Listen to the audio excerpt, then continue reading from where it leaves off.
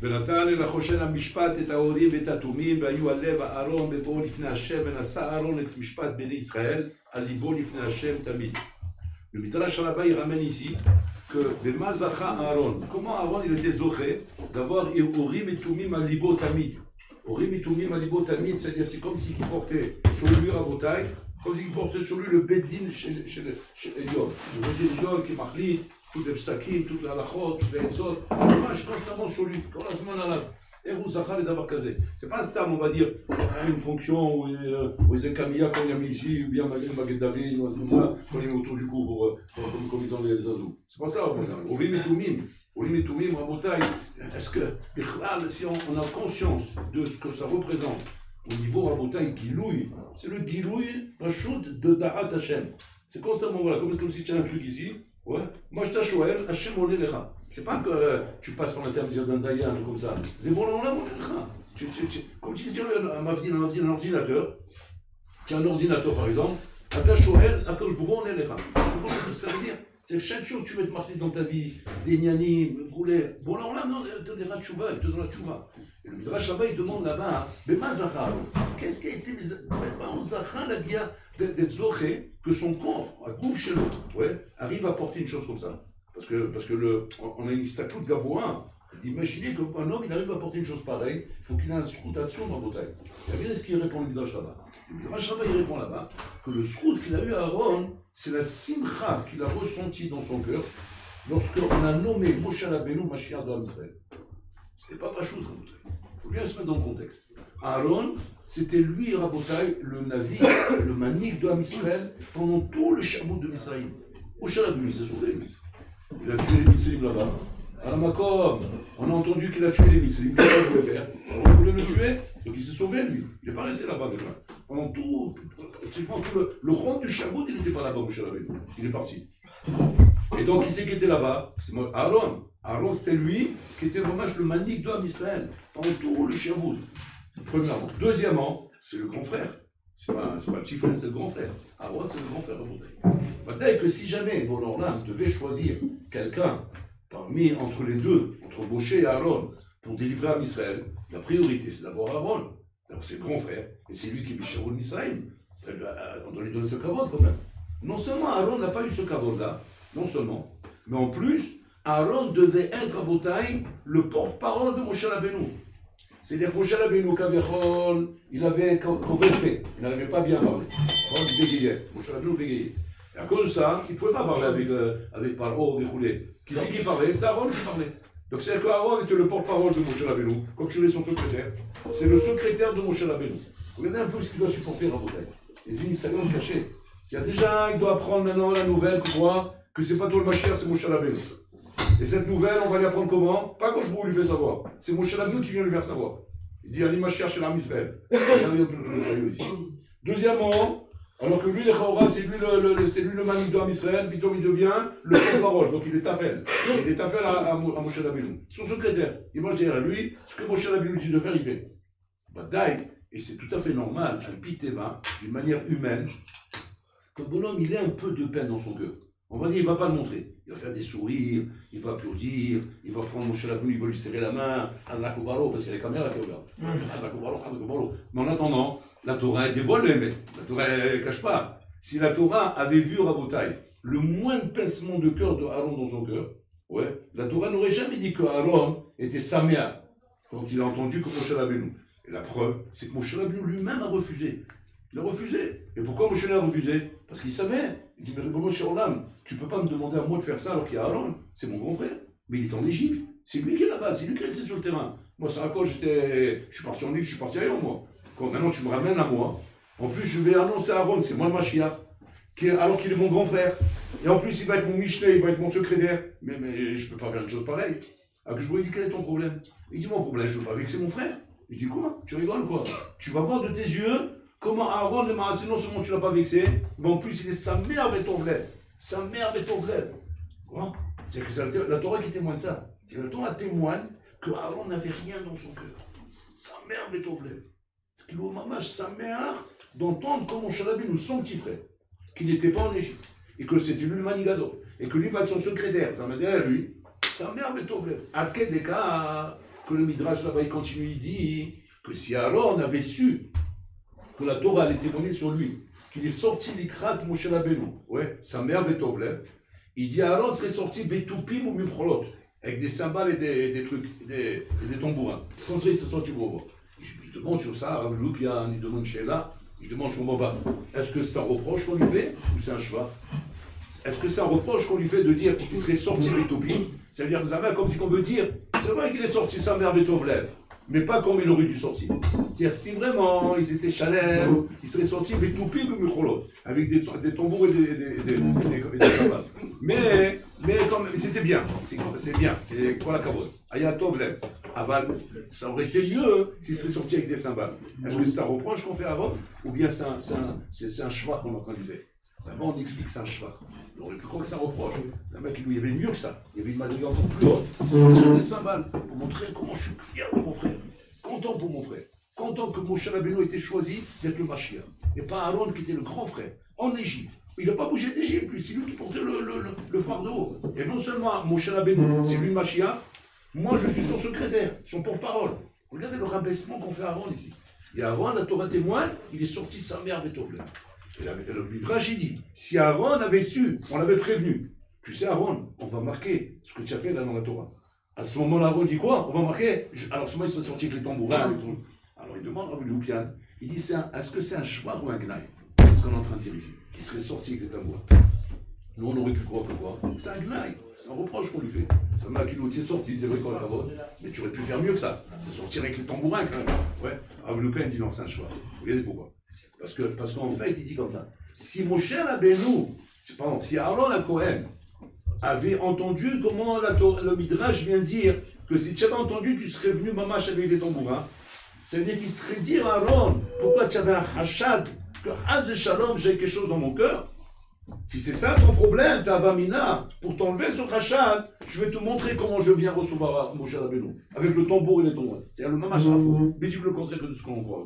Pas quand on veut lui reprocher, pourquoi tu n'es pas sorti à Kénéka? Au contraire, c'est de nous montrer, regarde jusqu'où j'aurais été, pour t'enlever de ton cœur la vamina, que tu ailles croire que j'ai quelque chose dans mon cœur. C'est ça que tu crois? Je le prends sur mes épaules et je danse avec lui, pour te montrer que j'ai rien dans mon cœur. Attention, mon montagne. C'est-à-dire que c'est un niveau encore plus haut que ce qu'on croit. Nous, on croyait que c'est un niveau de contrôle. Le bon, il se contrôle. Il se contrôle, bon, il arrive à se contrôler, il ne ressent même pas de jalousie dans son cœur. C'est pas Madriga déjà, c'est un niveau. Là, le Midrash, il vient te dire, non seulement il contrôle, mais en plus, il est heureux de l'autre côté. Bon, non, c'est la folie. C'est la folie. Maman, c'est comme si que maintenant, un copain, toi, il t'annonce une bonne nouvelle. Il dit, oh, André, oui, qu'est-ce que tu as? J'ai gagné le loto, 50 millions. Wow. Alors, il y a le bonhomme qui vont dire, waouh, Khazak, c'est bien.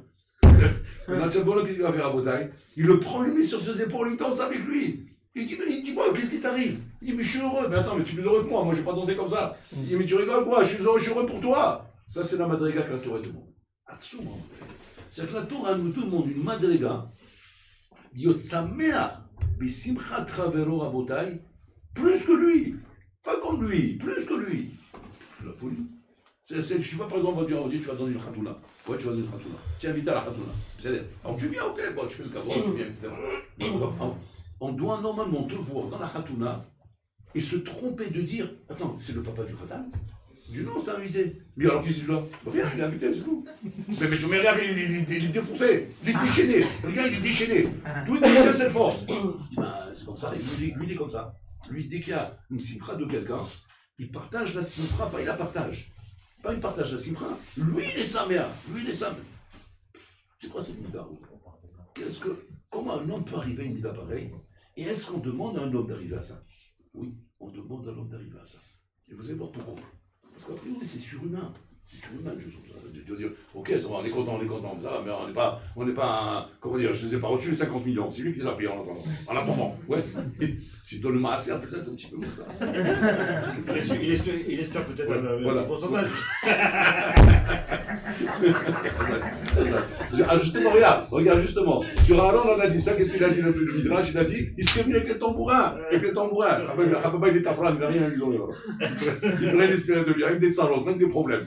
Tu rigoles, on va se faire défoncer avec Paro ici, Rabba, il n'y a rien à gagner ici. Rien barre-toi d'ici, rien casse-toi. Vous avez massé la bouteille. Quand on regarde le truc, on se dit, mais comment la Torah peut demander une chose pareille?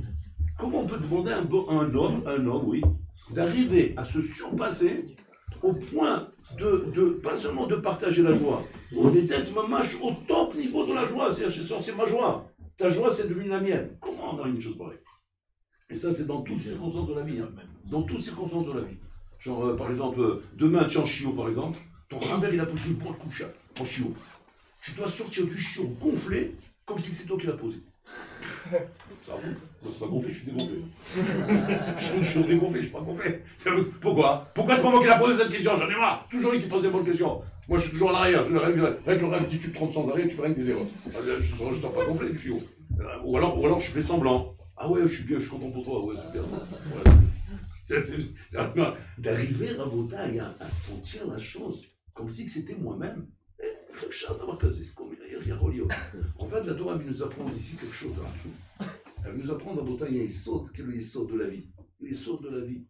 Qu'au fait que tout le problème, il est parce que l'homme, malheureusement, en Rabotaï, il s'imagine que quelqu'un lui touche quelque chose dans sa vie. L'homme vit comme ça. Qu'on me touche, on veut me prendre mes affaires, on veut me prendre ma vie, on veut me prendre mon argent, on veut prendre mon mazal, on veut prendre... Comme si l'homme, il vit sur le qui-vive, de se protéger de son entourage, qu'on ne vient pas lui prendre quelque chose. Et cet état d'esprit-là, Rabotaï, nous fait des dégâts. C'est ça qui nous fait des dégâts. À cause de ça, Rabotaï, on n'a pas commencé notre travaux d'Hachem. On n'a pas commencé, on est à des années-lumière encore. Tout commence ici. Tu peux faire des mitzvot, tu peux étudier de la Torah, tu peux faire des choses extraordinaires. Mais si ce truc-là, tu ne l'as pas corrigé,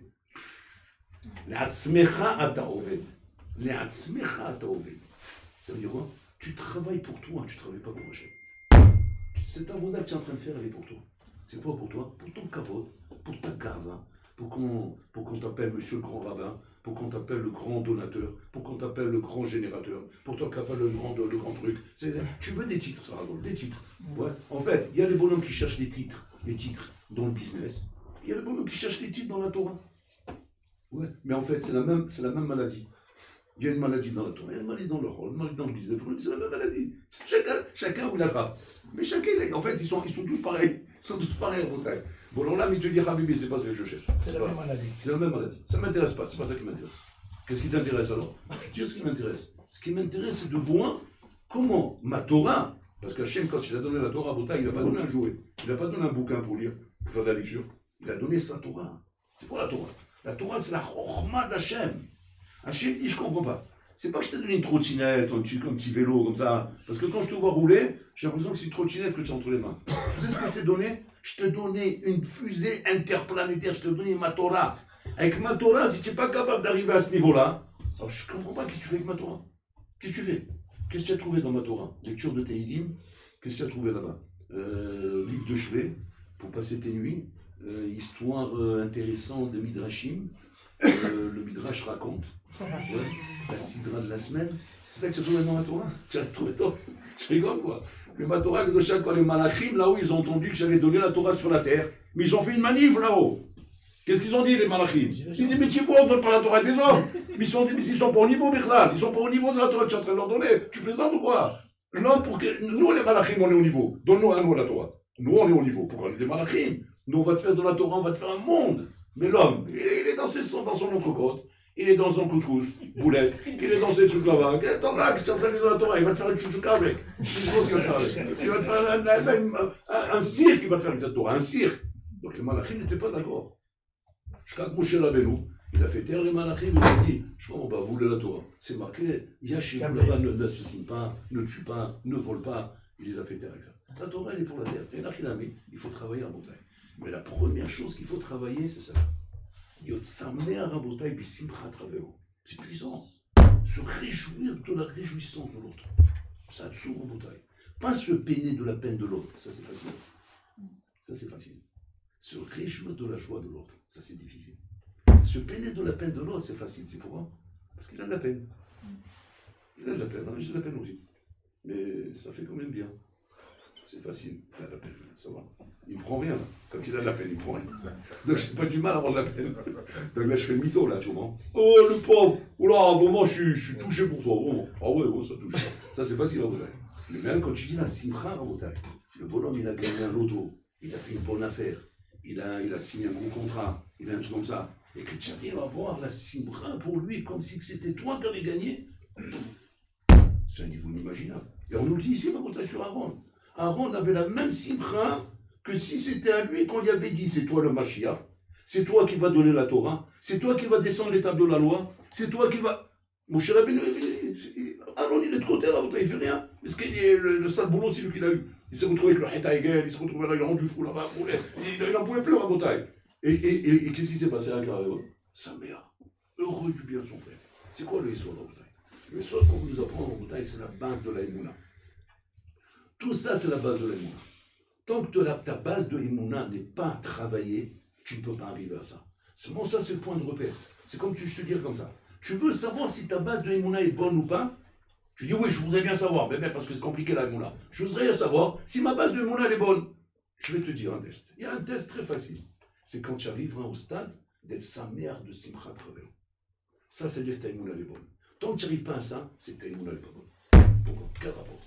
Quel rapport la Emouna avec le fait que je sois capable d'être sa mère de la Simchat de mon ami? Quel rapport? Le rapport, il a à ce moment. Quand un homme, il comprend un homme ne touche pas à la vie d'un autre. Borolam, il donne à chacun ce qu'il doit lui donner. Et Hachem ne va pas prendre de un pour donner à l'autre. Ce qu'Hachem doit te donner, il te le donne indépendamment de l'autre. Et ce que Hachem a donné à l'autre, ça ne te revenait pas à toi. Ce qui te revient à toi, on va te le donner à toi. Aide à caser quand Bolan te prend quoi que ce soit, il ne te prend rien. Rien. Tout ça, c'est du dimion, c'est de l'imagination. C'est le Yitzhak qui essaie d'embrouiller les gens en faisant croire, regarde, il t'a pris la place, regarde, t'as fait comme ça, t'as fait comme ça. Il te prend rien. C'est du bluff. Tout ça, c'est du bluff. C'est le scénario qu'Hachem il fait pour te mettre à l'épreuve. Pour te mettre à l'épreuve, pour l'Orlam, il est champion, il fait des scénarios. Il te donne l'impression qu'on t'a pris quelque chose, qu'on s'est assis à ta place, qu'on t'a pas fait le kavod, on t'a pas donné le respect, on t'a fait des choses. Tout ça, c'est du bluff. En vérité, on ne te touche rien. Maintenant, toi, tu dois être Mikaber sur ça. Toi, tu dois te renforcer là-dessus. Et de constamment arriver à sortir la tête de l'eau et de dire « Eh, Mouna Bachem, j'ai Mouna, moi. Bolan il sait ce qu'il fait. Bolan ne se trompe pas. Tout est un calcul très précis. Bolan il sait exactement ce qu'il doit donner, il donne. Ce qu'il ne doit pas donner, il ne donne pas. Donc, quand il est en train de donner un truc à quelqu'un à Rabotaï, c'est juste pour voir combien toi, tu vas être sa mère de ça. C'est pour ça qu'on veut voir ça. Pourquoi tu le sais? Pourquoi on t'invite? Pourquoi on te le dit? Pourquoi on te l'annonce? Parce que Bolan veut te tester à ce moment-là de voir. On t'a annoncé une bonne nouvelle. Tu t'es réjoui ou pas? Bolan il teste. Il voit ton cœur comment il se réjouit. Bolan il n'est pas en colère parce que tu t'es pas réjoui de l'autre. Ça, Bolan il n'a rien à faire de ça. Bolan il est en colère de dire il faut aller. Où est Moulin? Parce que tu crois qu'il t'a pris quelque chose. Tu crois parce que j'ai donné à lui, il y a moins pour toi maintenant. Qu'est-ce qu'il manque? Il manque de l'argent. Tu vois, Bolan, j'ai un problème d'argent. Moi, je suis le fabricant de l'argent. Je ne suis pas celui qui distribue, je suis le fabricant de l'argent. Je suis le fabricant du bonheur, le fabricant de la simra, le fabricant de la santé. C'est moi qui fabrique tout ça. Quand c'est que tu vas comprendre que c'est vers moi qu'il faut te tourner, pas vers l'autre. Pas vers l'autre où tu crois qu'il t'a pris quelque chose, ou l'autre il t'a fait quelque chose. On ne te fait rien, on ne te prend rien, on ne te touche rien. C'est chez moi que ça se passe. Quand l'homme a compris ça, la Rabotaï, le test qu'on va voir s'il a compris ou pas, c'est quoi? C'est de voir combien il est capable de se passer. Combien on aura les noms à Rabotaï. De Bahurim dans la Shiva à Rabotaï. Ça, c'est dans toutes les Shivot. N'arrive pas à devenir des Gdolim à cause de cette kina, à cause de cette jalousie mal placée. C'est ça qui empêche l'homme de grandir. L'homme, Rabotaï, aurait pu grandir beaucoup plus que ce qu'il a grandi. Le rêve, si ce n'est pas pour dire tout, dans tous les cas où tu vois un homme qui n'a pas réussi dans la vie, soit dans les affaires, soit dans sa Torah, soit dans ses missions, soit dans son couple, soit dans l'éducation de ses enfants, soit dans sa communauté, dans tous les domaines. La raison pourquoi un homme n'a pas réussi, c'est à cause de sa jalousie. Sa jalousie l'a tué. La jalousie l'a handicapé. Sa jalousie l'a pas laissé s'épanouir. Il était contrarié, il était peiné, il était coincé, il était bloqué par le bien qu'il voyait autour de lui par rapport aux autres. Et donc il était constamment en train de râler à l'intérieur de lui-même. en train de dire, j'ai pas ce qu'il me faut, je suis pas heureux, on m'a pas donné ce qu'on m'a pas donné ma chance, on m'a pas donné ce qu'on m'a donné. Regarde, pour là, tu penses dans nos autres, tu penses pas à moi, pourquoi lui, pas moi, pourquoi lui, son affaire, elle marche bien, et moi, ça marche pas bien. Le Hafez Chaim Rabotai. Sa femme, il a dit, écoute, il y a un srout, il y a un mérite d'étudier la Torah et de gagner sa vie soi-même. On ne doit pas les demander aux gens de t'aider. Elle a dit comme ça son mari. C'est ça le mérite. S'il n'y a pas, il n'y a pas. Mais le mérite, c'est que toi, tu t'amènes ta part à ça. Le Hafez Chaim dit, tu as raison. Qu'est-ce qu'on fait? Il dit à sa femme, qu'est-ce qu'on fait? Il dit, on ouvre une épicerie. D'accord, on ouvre une épicerie. Et le Hafez Chaim, il ouvre une épicerie. Maintenant, il dit à sa femme, moi, j'ai pas de problème, mais moi, j'étudie. Qui tient l'épicerie? Elle dit, moi, je tiens l'épicerie. Elle était à l'épicerie toute la journée, et elle tenait l'épicerie. Elle a fait quoi? Au bout de quelques mois, ouais, alors le Hafez Chaim, bien sûr, il avait l'exclusivité. C'était l'épicerie du Hafez Chaim. Quand tu achetais une pomme dans l'épicerie du Hafez Chaim, tu dis quoi? J'achète la pomme du Hafez Chaim. Donc les gens, il avait un bébé, il avait un carton. Il avait un carton là-bas. Tu vois, c'était une liga, le Hafez Chaim. C'est la pomme du Hafez Chaim, c'est la pomme du Hafez Chaim. Ils étaient comme des fous, les gens. Donc il est là-bas. Pitom, qu'est-ce qui s'est passé? Il y a un bonhomme, Khoutspan, insolent. Il a ouvert une épicerie en face du Hafez Chaim. Mais il a cassé les prix. Alors les gens, bon, ils veulent bien la pomme du Hafez Chaim, la pomme du ok, mais ça va bien un moment ça. Au bout d'un moment, quand tu vois le porte-monnaie en train de se vider, ouais, qu'est-ce que tu fais? Tu dis, bah attends, d'accord, bon alors j'achèterai pour le symbole la pomme du Hafez Chaim, mais le kilo de pomme, je l'achète là-bas. D'accord? Voilà. Maintenant, en attendant, le Hafez Chaim, il était en train de couler. L'épicerie, il était en train de faire faillite. La rabbinite, ça lui monte, elle a eu mal au cœur. Elle a dit, c'est pas bien. Comment on fait? C'est ça le kavod qu'on fait au rabbin? Je comprends pas. C'est le Hafez Chaim. Ce monsieur, il aurait pu comprendre quand même. On est dans la communauté, mais comment il fait une chose pareille? Et le soin, elle était en train de devenir folle. Qu'est-ce qu'elle a fait? Un jour, elle était voir le Hafez Chaim. Elle est rentrée dans le bureau. J'ai un problème, je porte plainte. Il dit, contre qui tu portes plainte? Contre le concurrent là-bas en face qui s'est mis avec l'épicerie là-bas. Il est en train de nous taper toute la caisse. Alors lui, quel est ton problème? Ben il a ouvert une épicerie, c'est pas normal. Qui a ouvert l'épicerie? Il était même pas au courant. Elle dit, ben attends, il y a un concurrent là, il s'est mis en face de toi, il a ouvert une épicerie, les gens ils achètent la pomme symbolique du Hafez Chaim chez toi, et le kilo de pomme il achète là-bas. Tu dis à cette allure-là, on va fermer. Quoi? Alors qu'est-ce qu'il a fait le Hafez Chaim? Il a pris son manteau, il a pris sa veste, oh, il est sorti. Et la femme était persuadée, bon, il va lui casser la figure. Donc la femme écoute derrière. Lui en avant, il y a derrière. Ils vont tous les deux comme ça. Et la femme, elle dit, ouais, vas-y, allez, vas-y. Vas-y. Et puis, bon, il avance comme ça. Et il rentre dedans. La femme, elle regarde le Hafez Chaim, il dit, bon, qu'est-ce qu'il va lui faire? Il va faire une prise de karaté, ou ça, ce qu'il va faire. Il prend le bonhomme, il l'embrasse. Il dit, qu'est-ce qu'il m'arrive? Il dit, Toda là-bas, je te remercie. Grâce à toi, je vais pouvoir plus étudier. L'autre, il le regarde, il dit, c'est grave, je vous ai vexé ou je vous ai fait quelque chose? Il croyait qu'il les a l'envers. Pas du tout, pas du tout. Jusqu'à maintenant, il n'y avait qu'une épicerie dans cette ville. Tout le travail, c'est moi qui l'avais sur la tête. Maintenant, on se partage le travail, je t'en parle chez mon lad. Il dit, vous êtes fatigué ou quoi? Regardez, quand un homme ouvre un magasin en face de lui, en général, il ne prend pas comme vous. J'ai jamais entendu ce discours-là. Répétez doucement. C'est quoi le pshat? C'est quoi le pshat? Je comprends le pshat. Il dit le pshat, mais c'est pas shoot. La parnassa, c'est Hachem qui la donne. Tu sois là ou pas là, j'ai la même parnassa. Ça change rien. C'est du bluff. C'est du bluff qui te fait croire que parce que j'ai un bonhomme en face de moi, je vais gagner moins d'argent. Un tabac casé, c'est faux ça. L'argent que je dois gagner, je le gagne. Au contraire, maintenant que j'ai là, on se partage le travail à deux. La paye, elle est la même.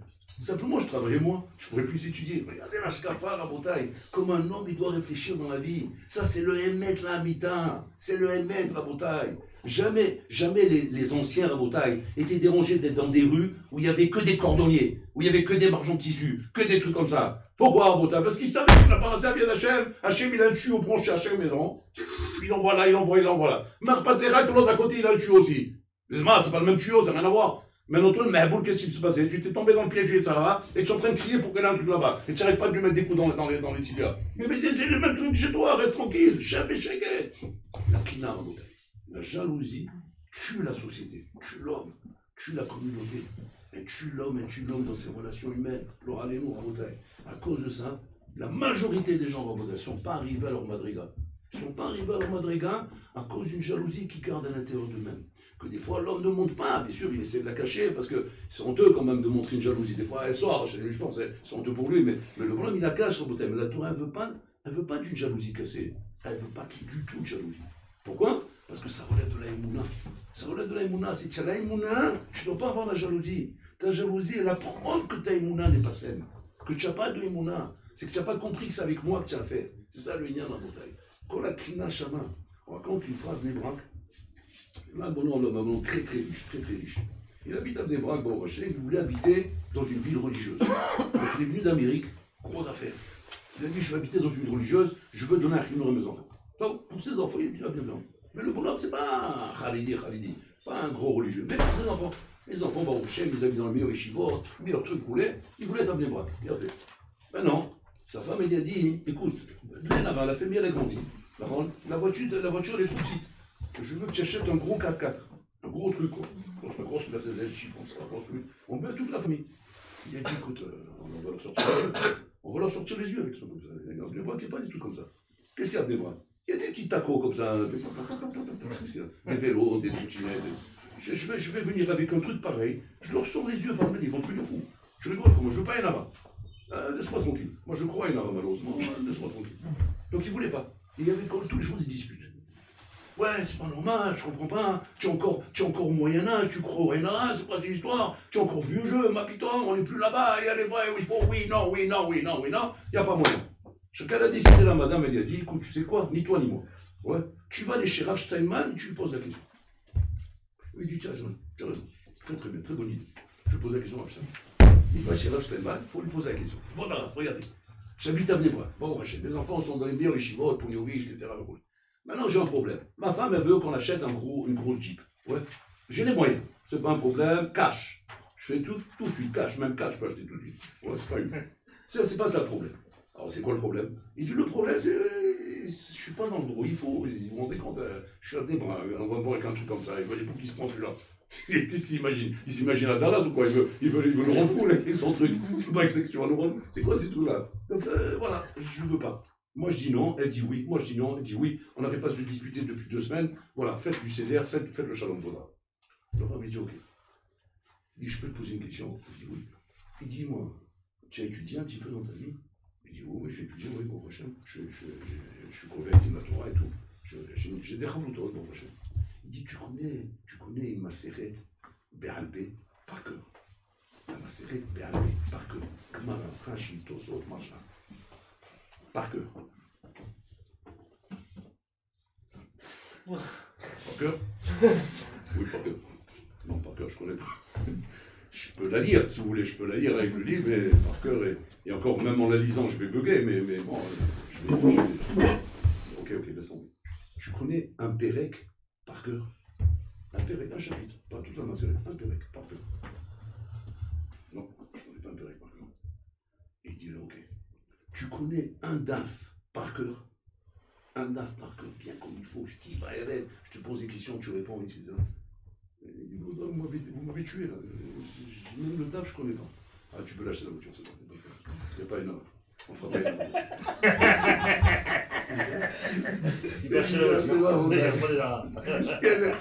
Bon, on dit, j'ai peur de Nara, j'ai peur du Nara de quoi? Un Nara de quoi? Tiens, un bourricot, les gens, qu'est-ce qu'ils vont avoir en Bretagne? Ils vont un bourricot, comme un bonhomme en Bretagne, il s'est acheté une ambulance. Il s'est acheté une ambulance pour faire brûler les mécaniques. Tu crois qu'on va faire un Nara? Ah oui, c'est une ambulance, c'est un Nara. Même si c'est la plus belle ambulance du monde, tout ce que tu veux en Bretagne. Et tu sais, qu'on voit une ambulance, il n'y a pas de Nara ici en Bretagne. Ça, c'est l'union.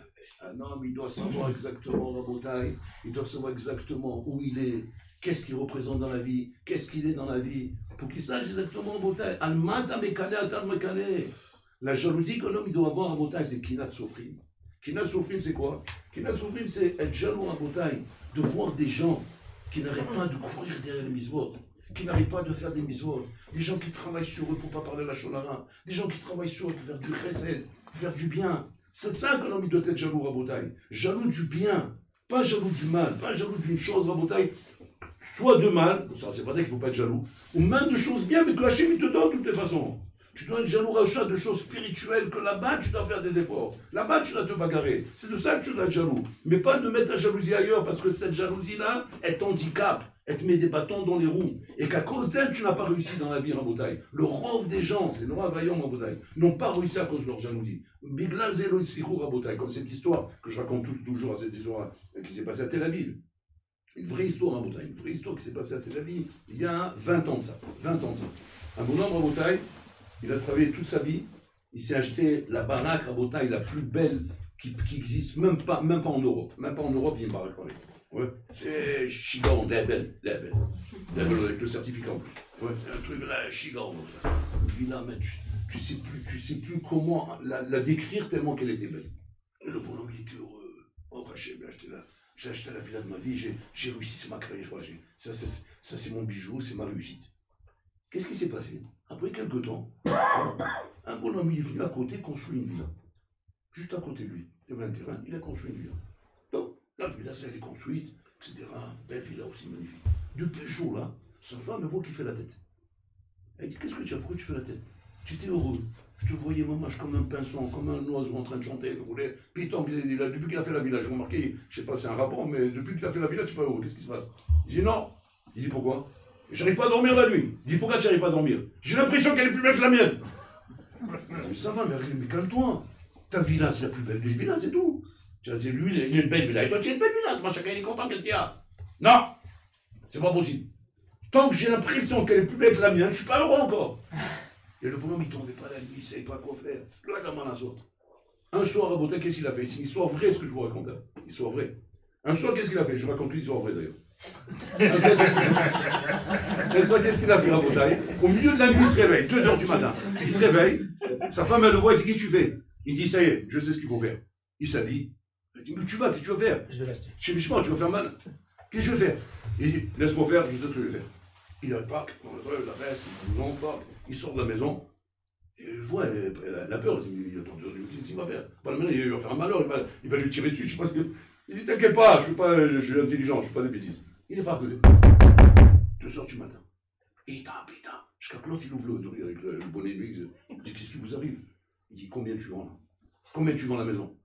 Il dit, attends, c'est fatigué ou quoi? Moi je vends pas, moi. Attends, on vient d'aménager, tu sais très bien. Tu es mon voisin, pas le bas. Attends, tu bois un whisky, tu ouvres un truc, là. C'est 2 h du matin, viens demain matin, je fais un petit déjeuner sur mon compte. Et pas demain matin, j'ai pas le temps. Ce soir, maintenant, tout de suite, combien tu vends? Maintenant, l'autre, il est rapide. C'est un homme d'affaires. Vous comprenez? C'est-à-dire que sur le coup, bon, il n'a pas compris le coup, mais sur le deuxième coup, il a compris. Il dit, ouais, pourquoi pas, bien rentre. Il s'est dit que j'ai à perdre. Si ce Mahboul là, il va me donner 3 fois le prix. Je l'achète et je me fais une autre ville ailleurs. C'est bien. Il dit, ok, vas-y, rentre. Combien tu vends? Le bonhomme, il a éclaté. Et le bon, il a fait le check. Il a dit, bon, quand tu déménages maintenant? Il a dit, mais quand tu veux, ben, demain matin, pas pendant, demain matin. Le lendemain matin, le bon, il a déménagé. Qu'est-ce qu'il a fait? Ben là, il rentre à la maison, là, il est bien. Il est bien. Ben là, il est heureux.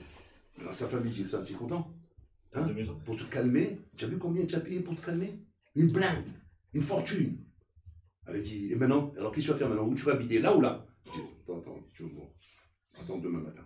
Qu'est-ce qu'il a fait? Demain matin à Bretagne, il a amené une compagnie de destruction. 2 bulldozers qui sont arrivés à Bretagne, ils ont rasé la maison. Il a fait un parking. Il dit voilà. Maintenant je suis bien. Maintenant je suis bien. Regardez chez Mishmor à Bretagne, Nora Ve'ayom. Regardez la kina et la jalousie à Bretagne. Ouais. Mamash motzi Adam me'olamo. C'est comme c'est marqué à Bretagne. Kina motzi Adam me'olamo. Elles sont un homme de son monde à Bretagne. Et c'est une histoire vraie qui s'est passée pour vous montrer un petit peu combien un homme doit faire une avoda sur lui-même, de se corriger, de se soigner cette jalousie qui peut être la chose qui va prendre un bonhomme à Botaï et l'éjecter, le mettre en dehors de lui-même, l'autre automé en la mort à Botaï. Alors la Cohen nous donne un exemple ici. Et grâce à ça, c'est quand le mérite qu'il a eu, qu'il porte les forts à Botaï, les pierres avec lesquelles Hachem il parle avec eux. Le mérite qu'il a eu grâce au fait que quoi? Que cette poitrine là où se trouve son cœur a réussi à être joyeux de la simra de son frère à Botaï. C'est-à-dire qu'un homme qui arrive à se dépasser et à ressentir la simra pour l'autre, parce qu'il travaille sa émouna, c'est-à-dire sa foi en Hachem. Cet homme-là, à Botaï, il est zoré, les nahalablim et salim. C'est-à-dire un moment, un héritage sans fin. Parce que Hachem lui dit, ça c'est la preuve que tu as l'émouna. Là, tu m'as donné la preuve que tu as l'émouna. Mais si, je shalom, le bonhomme, il a de la kina, parce qu'il a l'impression que l'autre, il a plus que lui, ou bien il a plus que l'autre. Mon si est Adam, il a olam. Ça le sort de ton monde, tu perds tout. Atamasi t'accorde. C'est même si tu vois le bonhomme, les chaura, faire des misotes, faire la Torah, il étudie Rabotai. Mais intérieurement, il n'est pas content, il n'est pas sa mère. Lorsque sa mère, Bechelko, il n'est pas heureux de sa part Rabotai. Tout ce qu'il est en train de faire, Akol, Rabotai, FS, tout est nul. Pourquoi? Parce que c'est fait sans Imouna. C'est fait sans Akol dans l'esprit de se dire, c'est pour moi que je travaille. C'est un Yoved et Tatsmi, un Loved Hachem en bouteille. Un homme peut faire au moment de sa Avodat Hachem une Avoda pour lui-même. Aujourd'hui, il n'y a plus d'Avodah Zara. Quand vous sur l'Islam, il dit il y a Avodah Zara. L'Avodah Zara de toi-même. De ta Avodah que tu fais envers toi-même. C'est Avodah Zara chi chazaka shiesh. Toute l'Avodah Zara qu'il y avait avant, c'est la rigolade en bouteille. L'Avodah Zara qu'il y a aujourd'hui, c'est l'Avodah qu'un homme fait envers lui-même. C'est qu'il met sa personne avant tout. Sa personne avant tout. C'est quoi sa personne? Son kavod, sa kina, sa tahara, ses inyanim. Ça, c'est la chose la plus grave qu'il y a en bouteille. Un homme qui ne travaille pas sur ça en bouteille, quoi qu'il fasse dans les maisons de la Torah, la base, tu n'as pas. La base, tu n'as pas. Donc, avant, nous avons ça chez nous.